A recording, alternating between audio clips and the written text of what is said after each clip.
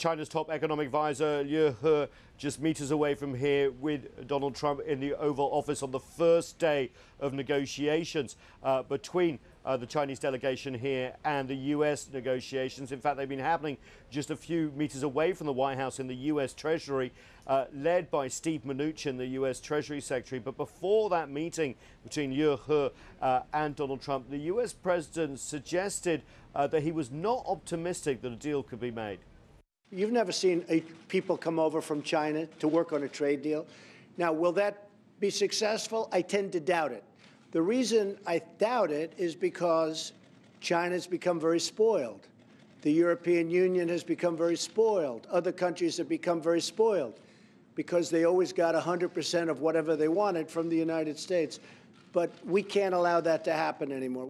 Remember, there's a lot at stake here. The U.S. is poised to impose tariffs on up to $150 billion worth of Chinese goods, as well as take measures to restrict Chinese investment in the U.S. and other measures as well. China, of course, said it will respond at every turn. It has in its interest too. There had been hope of some sort of side deal or encouraging a small deal to make a bigger deal over the fate of ZTE. As we know, that telecommunications giant was cut off by the U.S. from suppliers here in the U.S. for 7 years. A U.S. president has indicated that he's got some wiggle room, and he seemed to understand in comments made on Thursday that there was a lot of money at stake when it came to U.S. suppliers of ZTE. They did very bad things to our country. They did very bad things to our economy. The one thing I will say, they also buy a large portion of their parts for the phones that they make, and they're the fourth largest company in terms of that industry. They buy those parts from the United States. That's a lot of business. The problem for the Trump administration is they don't necessarily know what deal they want to go for. The U.S. Treasury Secretary and the U.S. president have focused on the deficit.